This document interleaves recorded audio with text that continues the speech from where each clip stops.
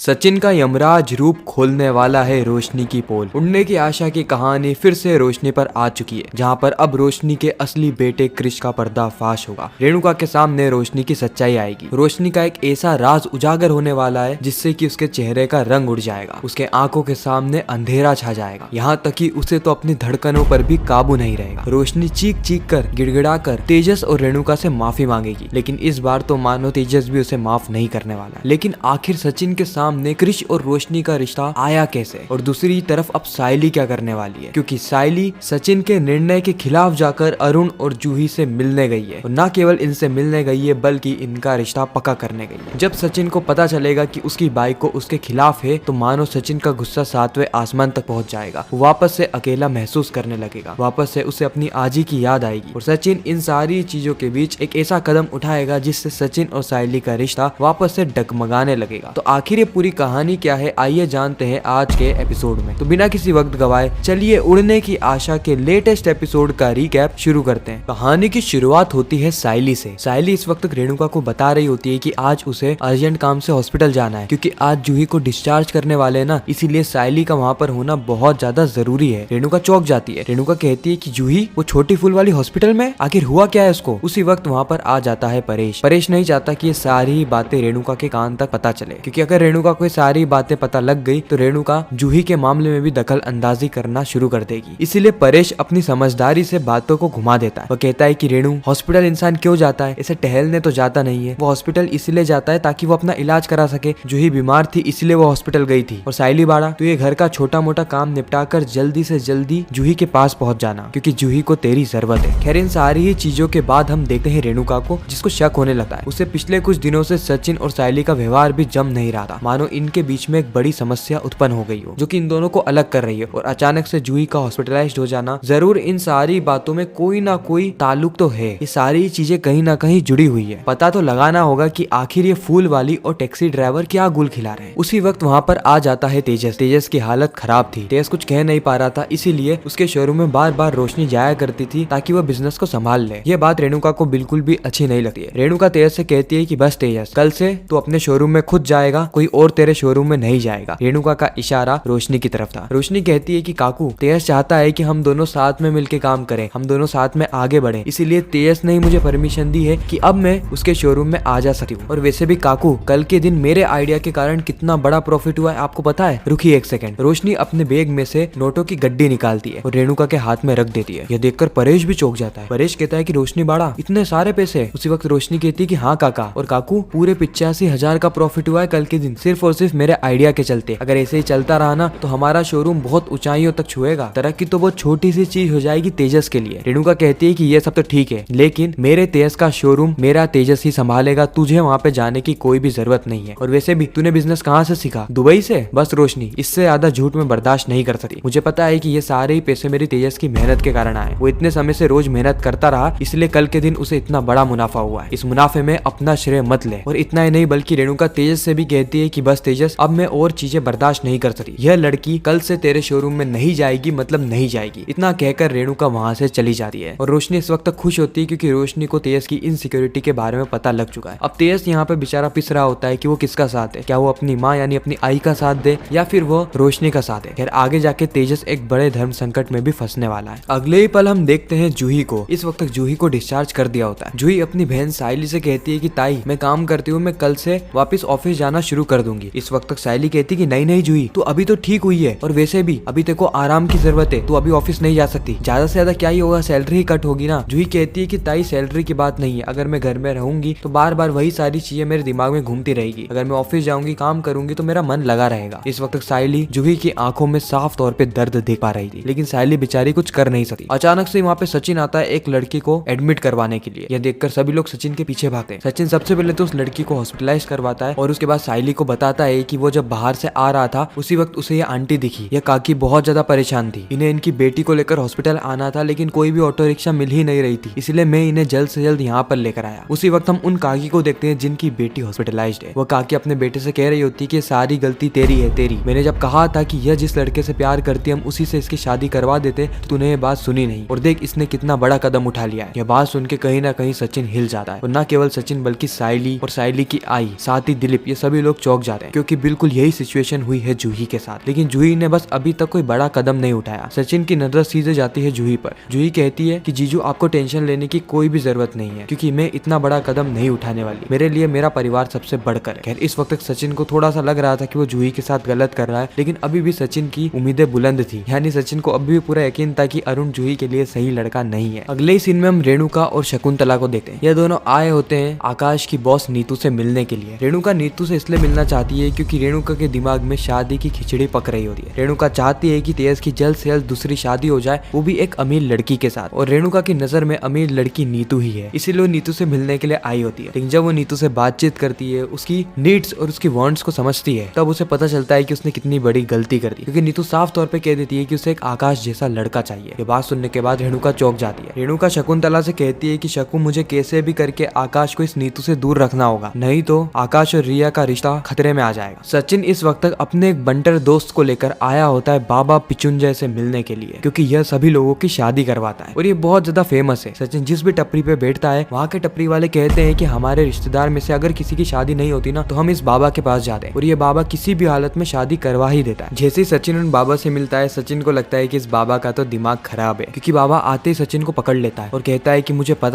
पता था कि तुम्हारे जैसे लोगों की शादी क्यों नहीं हो रही है। सचिन कहता है कि बाबा मेरी शादी हो चुकी है। फिर बाबा कहता है अच्छा मतलब तेरे बाइकों की शादी नहीं हो रही है, कोई दिक्कत नहीं, मैं उसकी भी शादी करवा दूंगा। सचिन कहता है क्या एड़ा हो गया है, मेरी बाइकों की शादी तो मुझसे ही होगी ना, और तू मेरे बाइकों की शादी कराएगा, रुक तेको बताता हूँ मैं। उसी वक्त सचिन का दोस्त सचिन को रोक लेता है। खैर इसके बाद हम देखते हैं कि बहुत समय बर्बाद करने के बाद आखिर में वो सचिन से पूछ लेता है कि आखिर तुम यहाँ पे किसकी शादी करवाने के लिए आए हो। सचिन कहता है कि मेरी बाइकों की बहन है जूही, मैं चाहता हूँ कि उसकी शादी किसी अच्छे घर में हो। फिर सचिन उस बाबा को पूरा बायोडेटा दे देता है और वहाँ से चला जाता है। अब यह बाबा भी आगे जाके शो के अंदर एक इम्पोर्टेंट किरदार प्ले करने वाला है। इस और रेणुका घर आती है, आकाश से मिलती है और आकाश को नीतू से दूर रहने के लिए कहती है। इस वक्त तक आकाश सीधे रिया को देखता है। रिया साफ तौर पे कह देती है कि ये उसका प्लान नहीं है, ना ही उसने आंटी को कुछ कहा है, ये सारी चीजें आंटी अपनी मर्जी से कह रही है। आकाश कहता है कि आई तो ऐसा क्यों कह रही है, क्योंकि तूने ही मुझे कहा था ना कि जा इस ऑफर को एक्सेप्ट कर ले। अब मैंने पार्टनरशिप के ऑफर को एक्सेप्ट किया, तू ही मुझे आके कह रही है कि मैं नीतू से दूर रहूं। रेणुका कहती है कि देख मैं आज तेरे रेस्टोरेंट में आई थी और मुझे नीतू इतनी ज्यादा पसंद नहीं आई, मुझे लगता है कि वह तेरे और रिया के बीच में एक खतरा है। इतना कहकर रेणुका वहां से चली जाती है। इस वक्त आकाश बहुत ज्यादा गुस्से में होता है। आकाश को समझ में नहीं आ रहा होता है कि आखिर वो कहाँ फंस गया। सभी लोग मिलकर उसकी जिंदगी कंट्रोल करने की क्यों कोशिश कर रहे हैं। एक तरफ रिया है तो दूसरी तरफ उसकी आई रेणुका। वो अपने खुद के निर्णय खुद की मर्जी से ले ही नहीं पा रहा। इस और सचिन से मिलने के लिए आया होता है दिलीप और उसकी आई। ये दोनों सचिन से बात कर रहे थे जूही को लेकर कि जूही कितनी ज्यादा परेशान है। सचिन कहता है कि काकी तू टेंशन मत ले, मैं बहुत कोशिश कर रहा हूँ जूही के लिए एक अच्छा लड़का ढूंढने की। उसी वक्त दिलीप कहता है कि जीजू आप अच्छा लड़का ढूंढ के क्या करोगे जब जूही ने शादी करने के लिए ही मना कर दिया है। सचिन कहता है कि हाँ वो उसका नया नया प्यार है ना, लेकिन कुछ समय में सब कुछ ठीक हो जाएगा। मेरी और साइली की शादी भी तो बिना मंजूरी के हुई थी, लेकिन अब हम दोनों कितने ज्यादा खुश हैं। सभी लोग मिसाल देते हैं कि जोड़ी हो तो सचिन और साइली जैसी। उसी वक्त दिलीप कहता है कि जीजू आपके साथ अच्छा हुआ, लेकिन जरूरी थोड़ी ना कि जूही के साथ भी ऐसा ही हो। मेरे हिसाब से जूही और अरुण जी की शादी करा देनी चाहिए। इस वक्त सचिन कहता है कि देख काकी मैं तो जूही का भला चाहता हूँ, लेकिन मैं उसकी जिंदगी कंट्रोल नहीं करना चाहता। अगर तुझे ऐसा लगता है कि अरुण अच्छा लड़का है और तू मेरी इजाजत के बिना उससे शादी कराना चाहती है तो तू बेझिझक करवा ले। मैं तो जूही को छोटी बहन मानता हूँ, इसीलिए उसके लिए एक अच्छा लड़के की तलाश कर रहा था। मेरे हिसाब से तो वो मांगा टोंडिया अरुण बिल्कुल भी अच्छा लड़का नहीं है। इस वक्त साइली की आई कहती है कि नहीं हम बिना आपकी इजाजत के कुछ भी नहीं करेंगे, आपने कह दिया ना मतलब कह दिया। इतना कहकर वह लोग वहाँ से चले जाते हैं। सचिन को इस वक्त बहुत ज्यादा गुस्सा आ रहा होता है, क्योंकि सचिन को ऐसा लगता है कि सारी चीजें साइली ने कही थी ताकि उसकी आई सचिन से आकर बात करे। इसीलिए सचिन घर पे आता है और साइली से लड़ने लगा है। साइली और सचिन के बीच में हॉट टॉक होती है, जहाँ पर ये दोनों के ही निर्णय एकदम अलग अलग जा रहे थे। यानी साइली चाहती थी कि जूही की शादी अरुण से हो जाए, क्योंकि जूही भी यही चाहती है, और वहीं पर सचिन कुछ अलग ही चाहता था। खैर इसी के साथ ही खूबसूरत एपिसोड यहीं पर समाप्त होता है। आपको ये रिकेप कैसा लगा कमेंट सेक्शन में जरूर बताना। मैं मिलता हूँ किसी नेक्स्ट इंटरेस्टिंग वीडियो में, जब तक के लिए गुड बाय।